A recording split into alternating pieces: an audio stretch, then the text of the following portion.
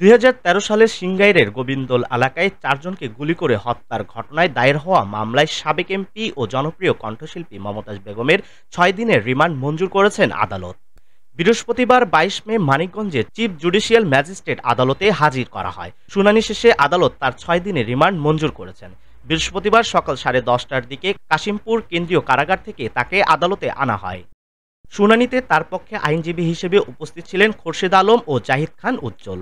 এর আগে Dhaka chief metropolitan magistrate আদালত ৪ দিনের রিমান্ড শেষে তাকে কারাগারে পাঠিয়েছিলেন। মমতাজ বেগম ২০০৮ সালে আওয়ামী লীগের মনোনয়নে সংরক্ষিত নারী আসন থেকে প্রথমবার জাতীয় সংসদে নির্বাচিত হন। পরে ২০১৪ ও ২০১৮ সালে মানিকগঞ্জ ২ আসন থেকে এমপি নির্বাচিত হন।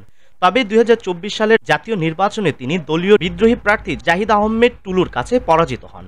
বর্তমানে তিনি সিংগাইর উপজেলা আওয়ামী লীগের সভাপতির দায়িত্ব পালন করেছেন।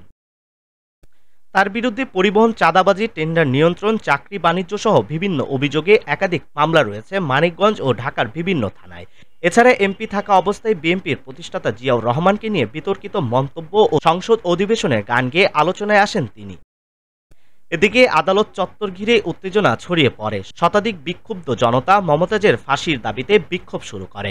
তারা ডিম ও জুতা ছুড়ে প্রতিবাদ জানায়। পুলিশ পরিস্থিতি নিয়ন্ত্রণে আনতে অতিরিক্ত নিরাপত্তা ব্যবস্থা গ্রহণ করে। মানিকগঞ্জ জেলা পুলিশের একজন উচ্চ পদস্থ কর্মকর্তা জানিয়েছেন, মামলার তদন্তের সাথে রিমান্ড চেয়ে আবেদন করা হলে আদালত ৬ দিনের রিমান্ড মঞ্জুর করেছেন। আইন অনুযায়ী পরবর্তী ব্যবস্থা গ্রহণ করা হবে।